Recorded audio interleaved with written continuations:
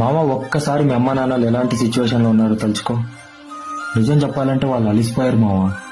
కానీ నువ్వు ఇంకా నీ లైఫ్ని సీరియస్గా తీసుకోకుండా ఉన్నది ఒకటే లైఫ్, ఎంజాయ్ చేయాలి, ఇప్పుడు కాకపోతే ఇంకెప్పుడనే మైండ్ చెప్తూ ఉంటే నిజం చెప్తున్నా లైఫ్లో నువ్వు ఏం సాధించలేవు. సరే వదిలే మామ, నువ్వు అనుకుంటున్నట్టే ఉన్నది ఒకటే లైఫ్, ఎంజాయ్ చేయాలి కరెక్టే. కానీ ఎన్ని రోజులు చేస్తావు? మీ నాన్నగారు సంపాదించే వరకు ఎంజాయ్ చేస్తావు, తర్వాత ఆయనకు ఓపిక ఉండదు, లైఫ్లో రెస్ట్ కావాలనుకుంటాడు. మా వాడికి జాబ్ వస్తుందిలే ఇంకా వాడే చూసుకుంటాడు అని అనుకుంటాడు. కానీ నీకు వచ్చిన మార్కులకి కాలేజీలో ప్లేస్మెంట్ రాదు. బయటకు వస్తే నీలాంటి వాళ్ళు లక్షల్లో ఉంటారు. జాబ్ వస్తుందో లేదో కన్ఫర్మ్ లేదు, ఏం చేయాలో అర్థం కాదు. అరే ఎందుకు మావా ఇవన్నీ మనకు? ఉన్నది ఒకటే లైఫ్, కష్టపడు, సంపాదించు, ఎంజాయ్ చేయి.